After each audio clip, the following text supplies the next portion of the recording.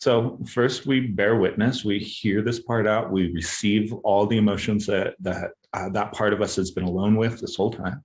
Second, we go in and we do retrieval, which is very much like soul retrieval, which is a practice that is an ancient practice employed by folks in the Andes Mountains and medicine people of West Africa. Both have forms of soul retrieval, rescuing parts of us from dangerous situations, getting them to safe harbor, getting them to a place where they no longer have to be frozen in time in these ancient memories and programs. And then once we establish safety for that part, then we can do something called unburdening, which is the really transformative moment of having that part with you. You're so in touch with them, you know them so well, you start to get images of them, you know where they are in your body, you know what they've been through, you know the emotions that they carry. And you can do this very casually internally, or you can set it up like a ritual.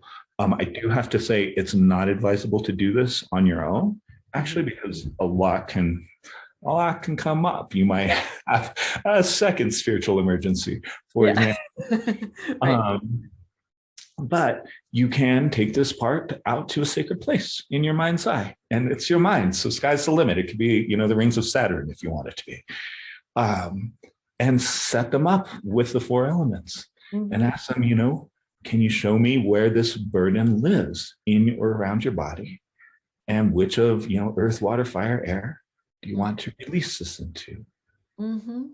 And it's deep contemplative process wherein somebody will literally feel that energy leaving their body as they imagine water washing it away, the earth's so happy to receive it and recycle it for us, fire burning it up, etc.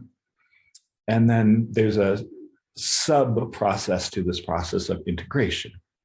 So once we've released the woundings, the reactivity, whatever it is, then we get to ask that part of us, is there some sort of quality that you would like to claim now, to fill back up that space with, and maybe a quality that we lost along the way, maybe a quality that was taken from us in childhood, of spontaneity, or our vivaciousness, or fantastical imagination, right?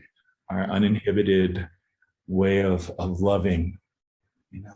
That was me before the trouble began. I was like, everybody tells me in my family, like, you were so loving, you were unafraid, you would just start wild conversations with adults all the time. And then at some point you just stopped, became very, very recessed. So that's a big overview.